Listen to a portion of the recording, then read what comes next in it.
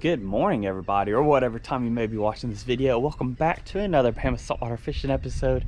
It is a gorgeous day. I just want to take a moment and share with you how beautiful it is this morning. But it's absolutely gorgeous. We have a nasty squall coming through that it's starting to rain right now. I personally don't mind fishing in the rain as long as it's not lightning, but trying to film in the rain makes it difficult because the camera gets all dirty and stuff and water spots, and you miss out on a lot of stuff. As soon as I shut the camera off on the intro, it started pouring.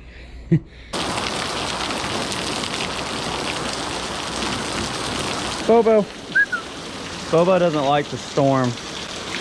He shakes all the time. It's okay, Bobo. Hey, look, buddy. Do you want this? Oh. It's okay, buddy. It's okay. Me and Bobo are gonna wait this out. The rain has passed, so we're gonna try our luck out here today. There's been some giant fish that have been hanging along the edge of the rocks in this old pier. So I got a rod set up there with the Carolina rig, and I'm gonna toss out some chunks of blue crab and see if we can find one. But check out that barge coming by. See, when the barges come by, it's so crazy because of how much water they displace. The current is moving really strong. Let's see if you can see. See, I don't know if the camera picks it up on the pilings, but see, that water is just rushing down because of how much water those barges displace. I mean, that thing is loaded down with fuel. I don't know exactly what kind of gas it is. I'm assuming it's for big container ships. I don't know. But it's so crazy, and it can be pretty dangerous with the way the current is. Luckily it's shallow here, so I just wanted to show that. But the cool thing is about all the current and stuff moving, it draws these crabs and shells and other stuff out of these rocks and off of the piers, and then the big fish come in afterwards to eat them. And we're going to try to catch us one. So let's go get our bait. I'm gonna be using some blue crab. I've had the traps out all week, and then I did freeze some, so I've been letting them thaw out because I like to have bait ready for when I do see a fish down here, I can go grab it. But let me show you the rig that I'm using. It's a very simple, pretty informal rig. It doesn't take long to tie up. I have a pyramid weight just for that current so my bait stays in one place. Now I have it freely sliding on my line, but you can use sinker slides or clip. I put a bead there just so that swivel does not go through the eye of that pyramid weight. So there's different ways to do it, but this is just the rig I'm using. Now I'm using a Palomar knot for my braid to my swivels. And then I have an 80-pound black barrel swivel and about a foot of 60-pound fluorocarbon. And then I snailed a circle hook. This is a 10-aught circle hook. Pretty ugly snail. I can't believe my snail turned out that way. Usually it's a lot prettier, but as long as it's functional, it doesn't have to look that pretty. But normally you can do some sort of improved snail knot. Just has a little bit better hookup ratio. When something bites and you put pressure on the hook, that circle hook seems to curl up a lot better in the corner of the mouth with a snail. You can use any 4,000 to 6,000 size reels. And this is 20-pound braid. You can use 20 to 40-pound braid, will work just fine. And then I have a 9-foot rod, mainly because I'm throwing a big bait after big fish and a heavy weight. So I am using some very fresh blue crabs. Now I did freeze these, but I caught them yesterday. I popped the top of the shell off, come right here and pull that top shell off just like that. Throw that off. And then all I'm going to do is break it in half. These are still kind of frozen in the middle, so I may have to get a knife. But now I have 2 big chunks of crab. So I'm going to take one of these chunks and come out on the shell. You want to make sure not to crack the whole thing so your hook actually stays in the crab. So just being careful. Takes a little bit of finesse with a thick hook. But there we go, we are baited up and ready to cast this out. There's nothing very technical about this type of fishing. Just chunk out a big bait and wait for a big fish. There we go. Set it in my rod holder. And let's see if we can hook into something big today. We just had something just hammer it. I think it might have dropped it though. No, it's still on, it's still on. Big fish on. See, in circle hooks, you don't have to sit there and go all crazy like a bass and jerk that hook set. Circle hooks, you just put some pressure on it and start reeling. I don't know what I have. I'm hoping it's a big drum. That would be so cool. Got something big. It's coming in though. Yeah, probably. It's a big black drum. Oh man. All right. It's big. There's been a big dolphin over here too. Really? Yeah, like about a 5-foot dolphin. Come right next to the wall. Let's see if we can get this fish in. Yeah, he didn't like being close to these rocks. Uh-oh, don't go in the pilings. Over there, I'm gonna try to get him away from the pilings. He's right there. It's a big one. It's a big black drum, y'all. And he knows exactly where to go.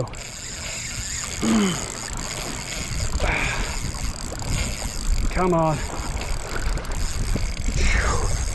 Daggum, I got that drag tight too.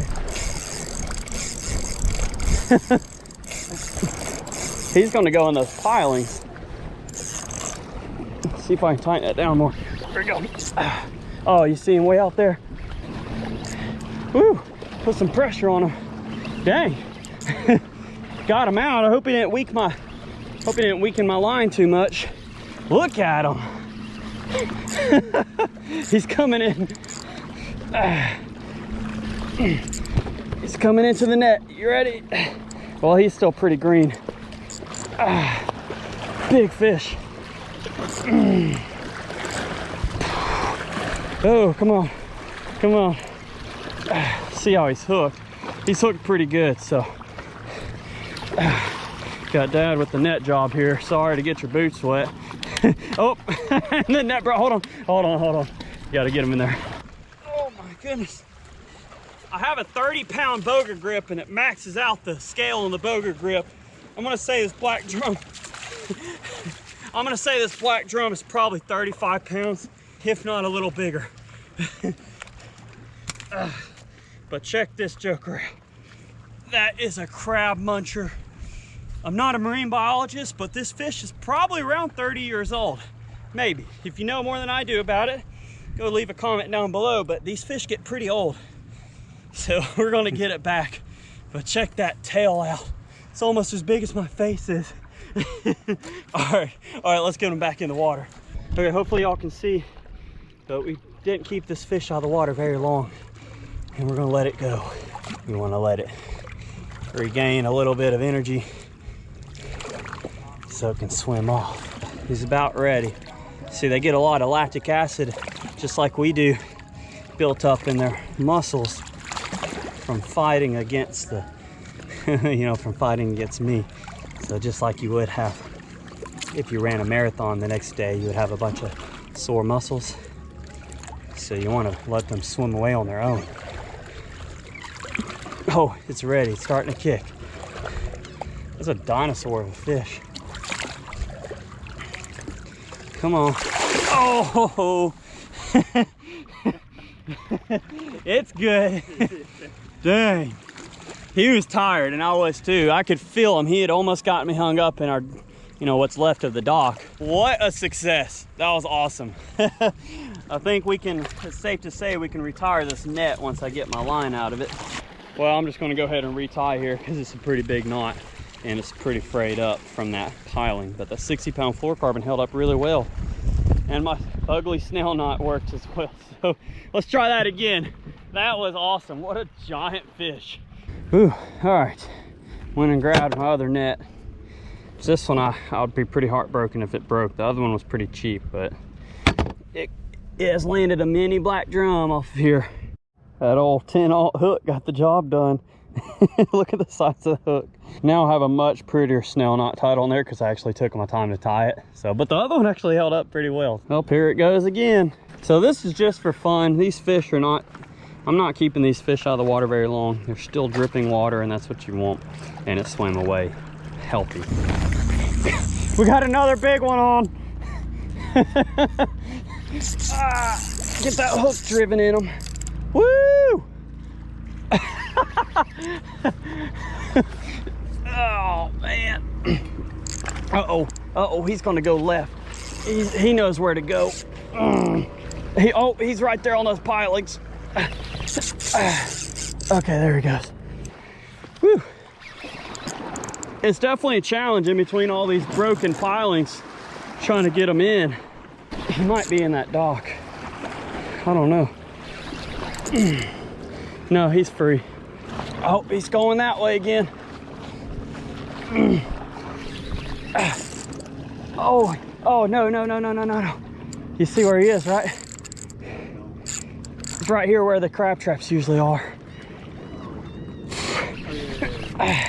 Okay, I think I got him. Man, these don't give up. The ones usually I hook aren't this big. He's right here. He's not that happy. I wouldn't be either if I was just cruising along eating lunch and then got a sharp object in my mouth. Come on.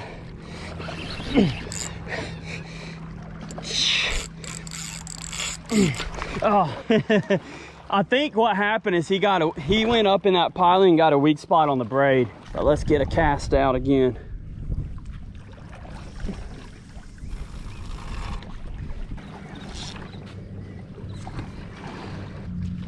It's there.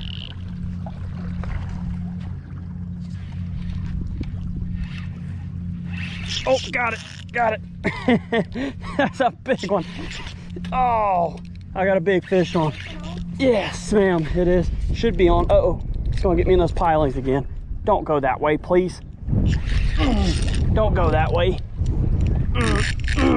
That's a strong fish. He's in the pilings. I can feel it. I just don't know what part or where. Oh yeah, you hear it? He's in those pilings. I might be able to get him out. I think I got him out. The question is how weak is the leader or how weak is the braid? Woo! Hopefully it doesn't come off right at the seawall like the last one did. He's swimming towards the shore. That's a big fish. I just don't know how much pressure to put on him since he went in the pilings. Yeah. Well, the braid, that fluorocarbon can hold up to that, but the braid can't to an extent. Here he is. I think we're good though. Come on. Okay. Circle hook does its job. Got him. Check out those red lips from munching on all the barnacles and shell and stuff along the rocks. They don't really care too much about the hook in them because they're used to eating such sharp oysters and crabs and stuff. So see how red that is? Well, we're gonna go ahead, get a picture, and then get them back in the water. Really nice black drum. I can't even hold them out. I'm pretty tired. But let's go ahead and get them back so we can continue to eat blue crabs and oysters. Look at these fish. Okay, we barely kept him out of the water. He's still wet, his slime coating's still good. They rub up against rocks and oysters and stuff. So they're pretty tough fish, but he's tired, I'm tired again. Look at that tail. But you always want them to be able to swim back on their own, just like that. And it's gone. There you go, buddy. Slowly, but he's swimming back. All right. Whew. All right, I'm finished. That was my third one I fought. Second one I've landed. So just that 60-pound fluorocarbon got scraped against the pilings. So the fluorocarbon, I'm not too worried about holding up against the weight of the drum and the abrasive barnacles. The braid is what I get most worried about because it's 40-pound braid, but you get any nicks or any tears in it, even an 8 carrier braid like this Super Slick 8, it will still start getting weakened and break on you. So like the last one. But that was awesome. So I'm finished on that one. I'm not keeping those fish like I explained earlier. It's just fun to catch them. They're hardy enough to be able to take that fight over and over again and go back, as long as you keep them out of the water as little as you can. You know, I always say if you keep a fish out of the water, it should still be dripping water in the picture if you're gonna release it. That means it should stay wet.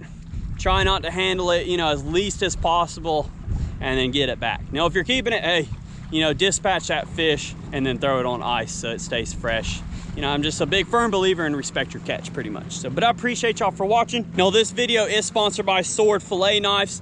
I use their fillet knives a lot in my videos, and they're cool enough to sponsor the channel and send out some awesome apparel like this hooded performance shirt you see me wearing. So if you want to go check them out, pick up some apparel, or just go support the channel and support them, I'll include their link down in the description below. But if you have not subscribed already and you enjoyed this content, hit that subscribe button at the end of this video. So if you're already subscribed already, thank you a lot. I'm glad that you can continue to keep up with fun content like this. So we'll see you on the next Bama Saltwater fishing video. I want to thank the good Lord up above for everything he does for us. We'll see you later.